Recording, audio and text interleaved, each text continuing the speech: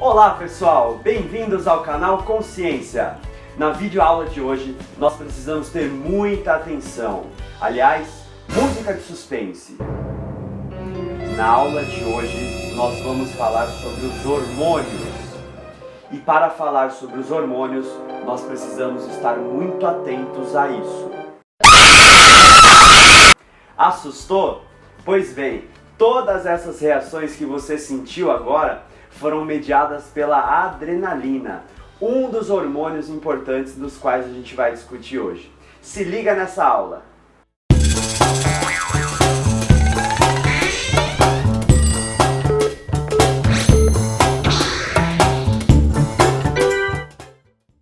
No nosso dia a dia, a gente nem para pensar neles, mas eles são muito importantes. Do momento em que nós nascemos até nós ficarmos velhinhos, os hormônios farão parte da nossa vida o tempo todo. Sejam hormônios de crescimento, sejam hormônios de adrenalina, como o que você utilizou agora há pouco, os hormônios eles são fundamentais para o nosso desenvolvimento. Nós somos o que nós somos baseados basicamente em 3 atividades do nosso corpo: a nossa genética, o nosso DNA, os nossos hormônios e o nosso sistema nervoso. Os hormônios são substâncias produzidas por glândulas endócrinas que vão atuar em áreas específicas do nosso corpo. Essas áreas específicas nós chamamos de células ou órgãos-alvos.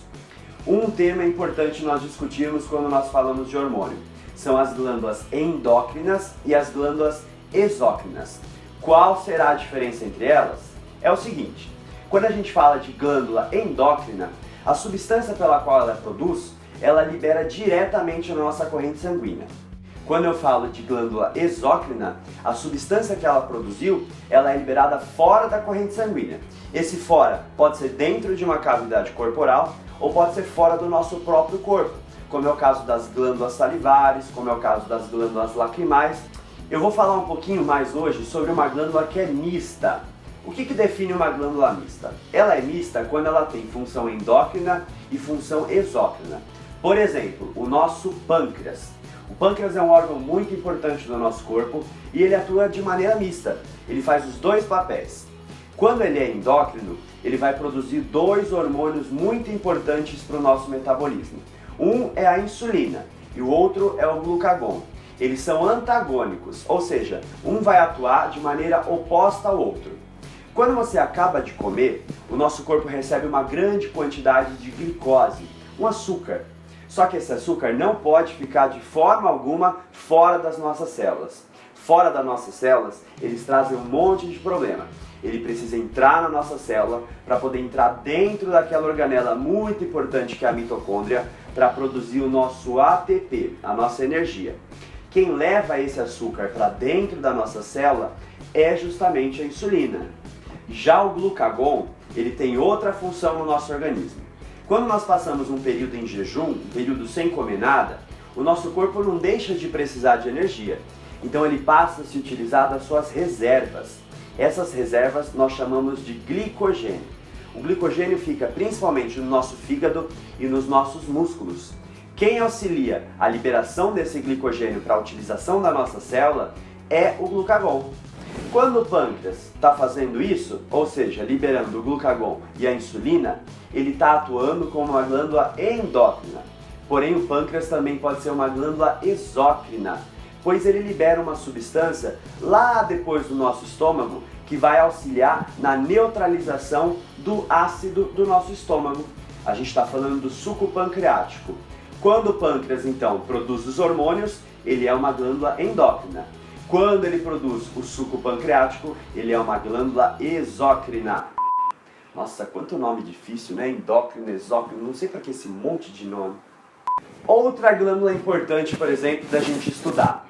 No começo do vídeo, você muito provavelmente tomou um susto com aquela animação. Quando você tomou um susto, você teve uma grande descarga de adrenalina no seu corpo. A adrenalina é um hormônio muito importante para a vida natural. Ele é um hormônio de uma resposta rápida. Na natureza, essa resposta ela é ou um enfrentamento ou uma fuga. Aqui, claro, o hormônio liberado no seu corpo, ele causou a agitação do seu coração, ele causou essa vermelhidão que eventualmente você ficou. Ele é um hormônio de reação. Na natureza, esse hormônio pode definir se um ser vivo sobrevive ou se ele morre. Por exemplo, um leão, quando vai atacar uma zebra, ele está sob o efeito da adrenalina. Então ele está mais ativo, ele está mais rápido, ele está morrendo de vontade de voar no pescoço daquela zebra. A zebra, por sua vez, claro, quer dar um pinote, quer sair correndo. Ambos estão sob o efeito da adrenalina. Ela faz com que a gente pare um pouco de pensar e realmente haja de maneira instintiva, ou fuga ou enfrentamento.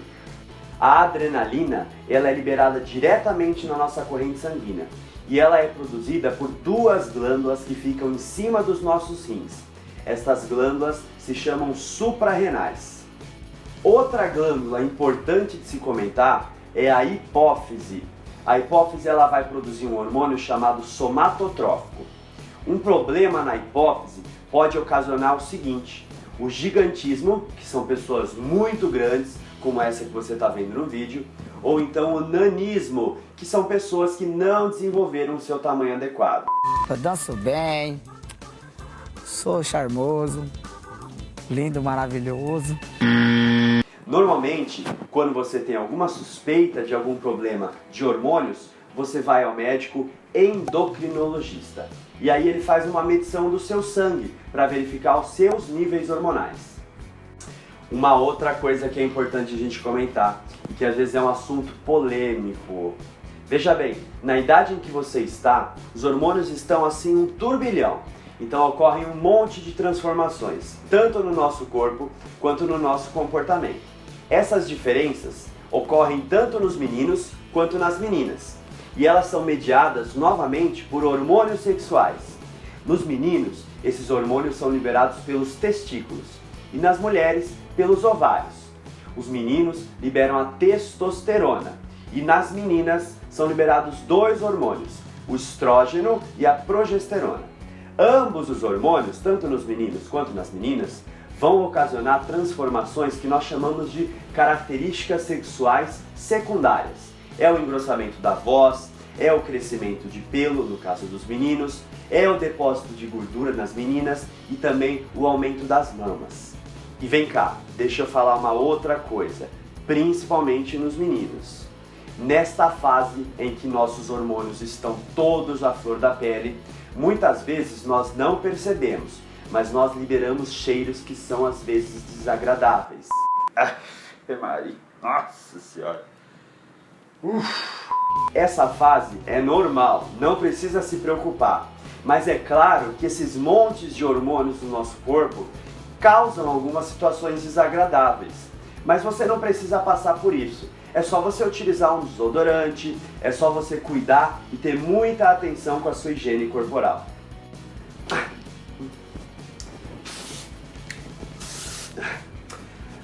Gostou? Então não se esqueça de se inscrever no canal, deixar aquele like e até a nossa próxima videoaula. Tchau, tchau!